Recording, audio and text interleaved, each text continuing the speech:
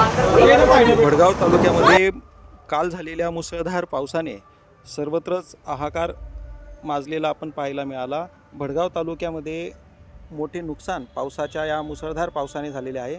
आपण बघू शकतो की भडगाव ग्रामीण रुग्णालयात पूर्णतः पाणी शिरून मोठे नुकसान झालेले आहे। येथील इलेक्ट्रिकल उपकरणे व वैद्यकीय साहित्यांचं नुकसान झालेलं आहे। यावेळी 2 पेशंट ग्रामीण रुग्णालयामध्ये अडकलेले होते, तर याच दरम्यान ग्रामीण रुग्णालयाचे खूप मोठ्या प्रमाणामध्ये पाणी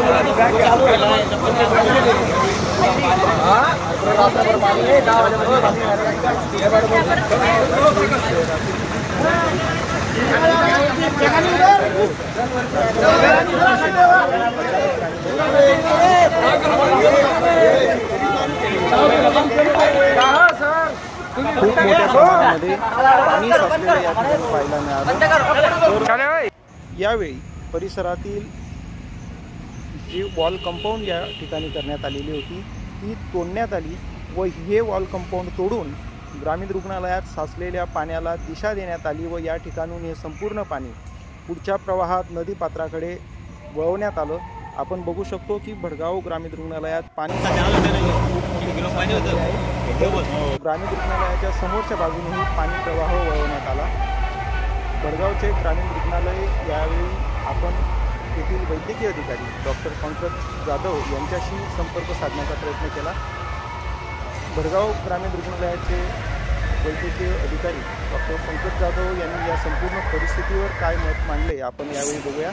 आणि आजपासून वैद्यकीय सेवा सुरळीत सुरू करण्यात आलेली आहे ग्रामीण रुग्णालयामध्ये।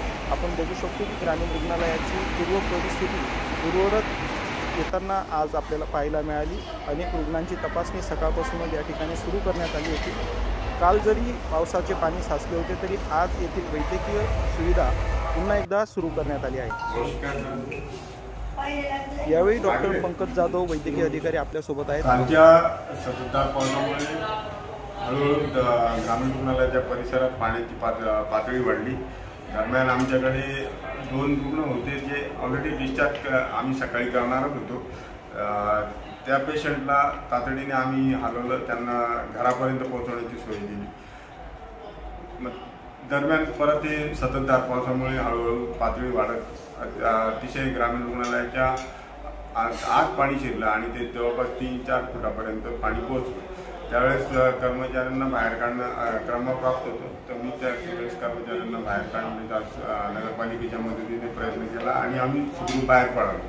दरम्यानच्या काळात इथे जी वैद्यकीय उपकरणं होती, औषधी होती, ती जी मुव्हेबल असेट जो हवी होता तो सगळा आम्ही हलवला, सुरक्षित ठेवण्याचा प्रयत्न केला आणि कमीत कमी नुकसान कसं होईल याबाबतीत काळजी घेतली होती। त्यानंतर नगरपालिकेच्या मदतीने रात्री आम्ही 7-8 वाजेपासून रात्री 2 वाजेपर्यंत पूर्ण दवाखाना, ओटी, डिलिव्हरी रूम वगैरे स्वच्छ करून, वॉर्ड वगैरे सगळे स्वच्छ करून सकाळी परत रुग्णसेवेकरिता आम्ही दाखल झालेलो आहोत। आता पूर्ववत रुग्णसेवा सुरू केलेली आहे। मी सर्वात पहिले परवाच्या रात्रीपासून जो कंटिन्यू पाऊस चालू होता, तर ऑलरेडी आमच्याकडे 2 पेशंट होते, ते ऑलरेडी डिस्चार्जवरच होते। त्याच्यानंतर आम्ही सरांना इन्फॉर्म करून पेशंट मॉर्निंगला डिस्चार्ज केले।